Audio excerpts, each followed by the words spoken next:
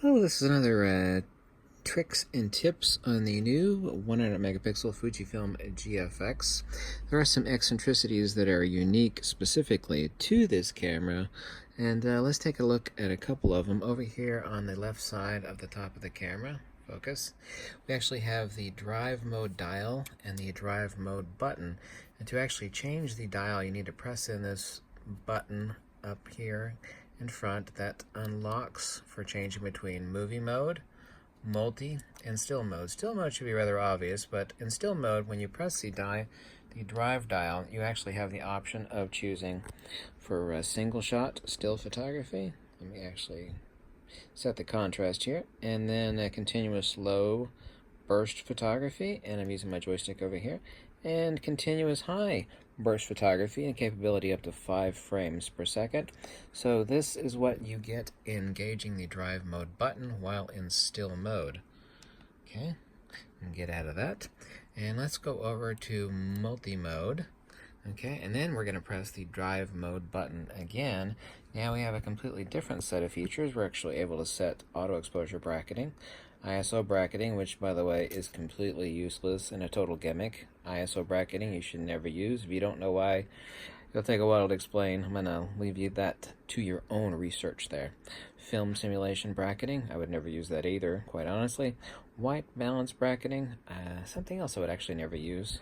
No offense. Dynamic range bracketing. Focus bracketing, very useful. Multiple exposure. Not my flavor, but maybe it is yours. Okay, let's actually put that back. Remember, you're going to press in the button to move the dial. The dial will not move unless you press in this button. Let's go back over to stills. Okay, now we actually have a drive mode button that you can actually set for custom functions, but this is default on the camera. Let me turn the light on here. Right here, you'll notice when I press this, I'm in manual mode now. But what can I do? When I actually press in my front command dial, it lets me switch between, as you can see with the half moon crescent over top here, my ISO, and I press in my front command dial button again, and then it lets me actually change my aperture. If I am in C, which is command mode, on my lens, that is if you're in C. Obviously so. Right now, of course, I am in all manual, but how do I change my shutter speed? This will be a question a lot of people will actually have on the different nature of engaging this camera. It's like, well, now I'm in all manual, which is what I do for tabletop and product photography. Time exposures, of course. Where do I change my shutter speed? Obviously, I can change my aperture here, and I click it in again, and I can change my ISO, but how the hell do I change my shutter speed? I can just go over to my second dial here, and this doesn't let me change anything either. The thing is that when you're in, and I don't actually like the digital dials personally, that's just personal preference. This is, of course, my histogram screen. And go back, we actually have 3 different menus we could actually switch through. Our regular screen, our digital dials, which you never have to use, and our histogram. If I go back into aperture priority, which is where I shoot most of the time, right up here we actually have an exposure compensation button. Now you can actually set this one in 2 ways. One where you actually have to hold it in and turn the rear command dial, and another one, which is what I prefer, where you actually press it once, actually I turned it off then, and I'm actually able to change my exposure compensation. But what this does is that when you go into manual mode by pressing my command dial button, okay, this now becomes the activation for shutter speed. Let me turn it on here. There we go. Turned off, turned on. So up here, let me get out of ISO. I press it in again for changing my aperture. Of course, click it again for changing my ISO. This is going to be a question actually a lot of people are going to actually have on this. Remember, click in once to go back and forth between aperture and ISO. You can actually change the functionality in your button dial settings in your setup menu for how the front function, the front command dial actually works. However, this is factory default, and I actually prefer it this way, how I have it on my X-T3 and my X-H1 camera. Okay, but the exposure compensation button then becomes either press in for activation or press on or off.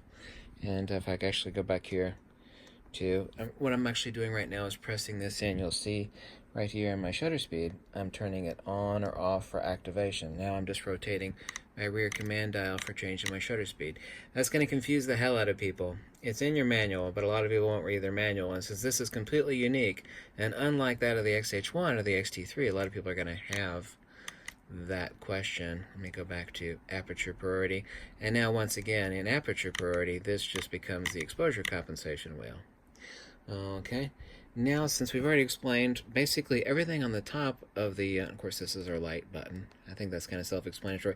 You can actually change this between a black background with a black, with a white text, or a black text with a white background. Right now, I've had black background and white, but you can actually reverse that if you like. Also, in your setup menu, set it however you prefer. Okay, now we've explained the entire top of the camera. Okay, let me actually hold down the display back button for a few seconds and go. You got a lot of buttons on the GFX100 here, and we got 3 pages worth, in fact. I actually have mine. You'll notice that there's a pair of these that are identical. Face detect, playback, and right here, that was the button on the top front. Right here, this button right here. I actually have a pair of those, and that, of course, is the shooting mode. But you'll notice that these two are the same, these two are the same. This is how I have to prefer it to have set. That way I don't actually have to think about when I go from portrait orientation to landscape. Right here, of course, is default exposure compensation. We also have another exposure compensation button right over here on the GFX100, and another button right beside it. And you'll notice that I have these two set exactly the same. I have my shooting menu here on the top, and also too my shooting menu for portrait orientation. Also too, I prefer this. I've done this since the days of Nikon. I have it set that way on my XH1. You're like, well, why do you need a playback button? Because you do have a playback button on your XT3, XH1, yada yada, and of course there's a playback button right here. The reason for that is because my hand is already up front here, right? All I have to do, whether in portrait orientation or landscape, is actually press this button. I don't actually have to move my hand off of the camera. In a particular case of the GFX100 here, it's actually no great difficulty to move my hand down here, but I actually still prefer it because it's what I've been using for years. I have my front, and there are 2 buttons on the front of the camera here. I have them both set. One is for landscape orientation, the other one's for portrait orientation for playback. And this is also default. This button right here above the Q menu is also factory default for face / eye detect. And there's a similar button right underneath, the Q button for portrait orientation on the built-in vertical grip on the GFX100. So I've got these both set as identical. Of course, you cannot reassign the Q button, obviously and logically so. AF over here I actually have set. And these are the 4 swipe functionalities on the rear screen. And you need to turn that on, very important. Once you set these, and you go to actually swipe your screen, you're like, well, they're not working.